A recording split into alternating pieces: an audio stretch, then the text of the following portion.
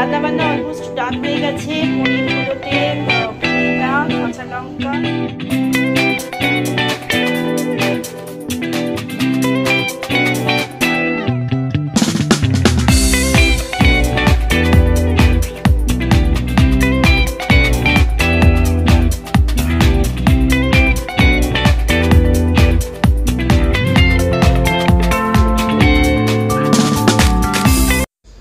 জামাই ষষ্ঠী খেয়ে জামাইদের হজম হয়ে গেল। তারপর আমি জামাই ষষ্ঠীর ব্লগ আপলোড করছি। কি করব বলো, এরকম অনেক ভিডিওই আমি বানিয়ে রাখি, কিন্তু আমি এডিট করে উঠতে পারি না। অ্যাকচুয়ালি এডিটটা আমাকে নিজেকেই করতে হয়। তো যাই হোক, যখন টাইম পাই তখনই করি। এবার আমি ভাবছি সপ্তাহে 3টে কি 4টে করে ব্লগ দেবো, একটা নিয়মিত টাইমের মধ্যে। এখানে দেখো জামাইকে মা ফোঁটা দিয়ে দিল, এরপর একটা ছোট্ট জামাইকে ফোঁটা দিচ্ছে। আসলে আজকে সকাল সকাল ঘুম থেকে উঠে পড়েছে আর সোজা চলে এসছে একদম ডাইনিং টেবিলের উপর। এরপর যেমন পাখার হাওয়া টাওয়া করতে হয় সমস্ত কিছুই করলো।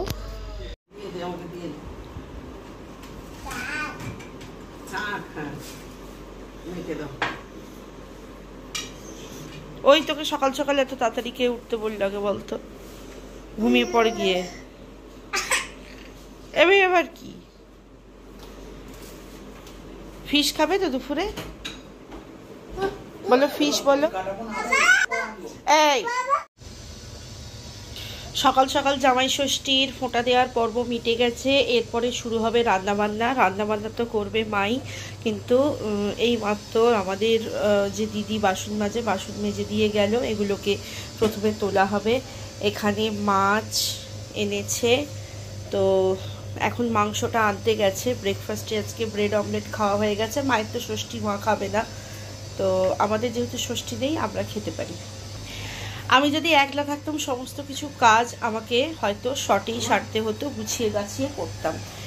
ধরো রান্নাবান্নাটা একটু শর্টে সারতে হতো, কিন্তু যেহেতু এখন মা এখানে আছে বা এক সপ্তাহ পর তোমরা দেখতে পাবে আমার শাশুড়ি মাও এসে যাচ্ছে, তো সেই কারণে রান্নাবান্নার হেডেকটা আমার কাছে একটু কম হলেও হতে পারে। কারণ good morning everyone, welcome back to my channel. আজকে হচ্ছে জামাই ষষ্ঠী। প্রত্যেকেরই আশা করছি জামাই ষষ্ঠীর প্রথম পর্বটা মিটে গেছে। এখানে যে জিনিসটা তোমরা দেখতে পাচ্ছ, এটা আমার ছেলে এক্ষুনি রেখে গেছে। এটাকে গুছিয়ে রাখতে হবে, হ্যাঁ, কারণ এখানে এই প্যাকেটটা থাকে না। আর এখানে ডেলিটার ইউজের যে প্যাকেটগুলো ওইখানে রেখে দেওয়া হয়। এই যেমন মনে করো প্যাকেট ফেলে দিই না, যে কোনো কাজে লাগে, তাই এখানে একটা পেরেক করা হয়েছে, প্যাকেটগুলো রেখে দেওয়া হয়, ঠিক আছে। আর রান্নাঘরটা এখন মোটামুটি একটু অগোছালো হয়েই আছে, কারণ সকালবেলা ব্রেকফাস্ট হয়েছে। মানে রান্নাবান্না সব কমপ্লিট হওয়ার পরে আবার গুছিয়ে গাছিয়ে জায়গায় রেখে দেওয়া হবে। আজকে কি রান্না হবে সেটা তোমরা দেখতেই পেয়ে যাবে। আর হ্যাঁ, যেটা বলছিলাম, নেক্সট উইকে আসছে মা আর বাবা, মানে আমার শাশুড়ি মা আর বাবা আসছে। তো মা আসার পর বুঝতেই পারছো অবভিয়াসলি অনেকদিন পর আসছে, তো রান্না বান্না একটু ভালো ভালো তো করে খাওয়াবেই। হ্যাঁ, যেমন মনে করো না, যখন করবে তখনই দেখাবো, ঠিক আছে। আচ্ছা, আর আমিও যে একদম করবো না তা নয়, করব, কিন্তু একটুখানি স্পেশাল রান্নাও খেতে হবে। আর আজকে যেমন রান্নাবান্নাগুলো কি হবে সেটা পরে তোমাদের সঙ্গে শেয়ার করব, ঠিক আছে। আর আমার বড় ছেলের বার্থডেও আসছে, সব কিছুই তোমরা দেখতে পারবে, ঠিক আছে। আর এখন এই বাসনগুলো তুলবো। ঘরের বিছানা গোছানো হয়ে গেছিলো, কিন্তু শিবাইয়ের আবার ঘুম পেয়ে গেছিলো। হ্যাঁ, আর ঘুম পেলেও না ওর বাবা ছাড়া কাউকে চেনে না। হ্যাঁ, আর অন্যদিন যেমন আমরা মিলিয়ে মিশিয়ে রান্না করি, হয়তো মনে করো মা 2টো পদের রান্না করলো বা আমি 2টো পদের রান্না করলাম, ঠিক আছে। এই জল ফল ভরা, বোতল ধোয়া, সমস্ত কাজগুলো মা করে নেয়। কিন্তু আজকে যেহেতু মা আজকে প্রথম থেকে এন্ড অব্দি পুরো রান্নাগুলোই নিজে করবে, একমাত্র পনিরের যে পকোড়াটা হবে সেটা আমি করব। তো আমি ভাবলাম যে এই বোতলগুলো আমি আজকে ধুয়ে ফ্রিজের মধ্যে জলগুলো ভরে রাখি। মিলিয়ে মিশিয়ে কাজ করলে খুব একটা অসুবিধা হয় না, তাই না? তাহলে চলো দেখতে থাকো। এখানে এখন মায়ের জোর কদমে রান্না চলছে। আজকে মায়ের উপোস। উপোস মানে আঁশটা খাবে না, ভাতটা খাবে না, ফলার খাওয়া। এখানে পোলাও রেডি, এখানে চিংড়ি মাছের ভাজা চলছে। রান্নাগুলো হওয়ার পর তোমাদের দেখাবো। এখানে পাঁঠার মাংস হবে।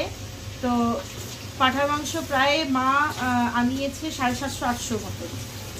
তো অনেকটা হয়ে গেছে। তো আমরা তো এই কজনই খাবো, আর আমরা একসঙ্গে ওই 3 পিস 4 পিস খেতে পারি না, 2 পিস ঠিক আছে, 2 পিস 3 পিস। ওই জন্য কাঁচা অবস্থায় একটু তুলে রাখতে বলেছি। ওটা আলু দিয়ে একদম ঝোল হবে পরশুদিন।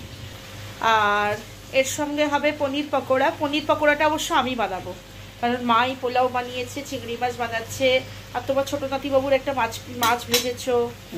আচ্ছা, তারপরে ইয়ে হয়েছে, মিষ্টিগুলো তো দেওয়াই হবে, আর মাংস হবে, আর পনিরের পকোড়াটা আমি বানাবো। তার মধ্যে খুচখাচ কাজ আমি সারছি। এখানে স্যান্ডো গেঞ্জিগুলো কেচে নিয়েছি আগে, এরপর অন্যান্য জামাকাপড়গুলো কাচতে দেবো।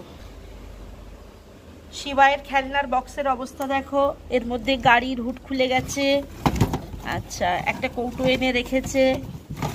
আচ্ছা, এইগুলো কতদিন ঠিক থাকবে আমি জানি না। দেখো, আমার পুরনো পার্টস রেখেছে, আর ইনভার্টারটার ওপরে চাপা দিয়ে রেখেছি, যখনই পারে এসে না ও সুইচ প্রেস করে দেয়। আর এই পাশে রয়েছে ইনভার্টারের জল। সকালে খাবার খেয়ে চামচেটা ওই কোণে ফেলে রেখে দিয়ে গেছে। এখন বাজে বেলা 12টা 15। শিবাই আজকে উঠেছে ভোরবেলা 6:30, ওই জন্য এখন ঘুমোচ্ছে। ঠিক আছে, ওর বাবার কাছে শুয়ে থাকলেও অনেকক্ষণ ঘুমোয়। দেখো, আমার বড় ছেলেও আমায় প্রচুর কাজের হেল্প করে দেয়। ওকে আমি বলেছি চাদরটা তুলে দিবি, কাঁচা হবে, আর ফ্রেশ চাদর পাতা হবে। ও তুলে তালে রেখেছে, এবার এইগুলো আমি গোছগাছ করব। ঠিক আছে, রান্নাবান্না অলমোস্ট ডান হয়ে গেছে। পনিরগুলোতে পুদিনা, কাঁচা লঙ্কা আর মেথি বলতে যাচ্ছিলাম, ধনে পাতার একটা চাটনি করে মাখিয়ে রাখা হয়েছে। আর মশলা আজকে খুব একটা কিছু দিইনি, কারণ নুন জলে চুবিয়ে রেখেছিলাম পনিরগুলো। আর এখানে একটা ব্যাটার বানানো হয়েছে। আজকে আমি ব্যাটারটা অবশ্য ঠান্ডা জলে মেখেছি, গুলেছি আর কি। দেখো, পনিরের পকোড়াটা আজকে এই রকম হবে, হালকা কোটিংয়ে। ঠিক আছে,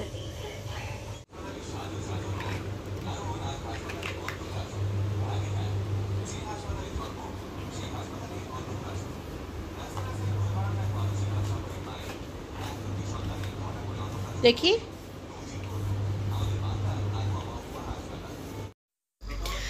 তো রান্না বান্না হয়ে গেছে, সমস্ত কিছু রান্না আজকে মা নিজে হাতে করেছে। আজকে আমি মাকে কোনো কিছুই করে সাহায্য করিনি। এমনিতেও আমি মাকে কুটনো ফুটনো কুটে দিই না, কারণ বটিতেই মা সব কিছু কুটে দেয়। তবুও ওই বললাম না, কোনো কিছু রান্না যেটা মনে করো হয়তো 2টো রান্না মা করলো, একটা রান্না হয়তো আমি করলাম, কোনো না কোনো তো রান্না কিছু করেই থাকি বা শখে করি। তো আজকে একটা কিছুও করতে হয়নি।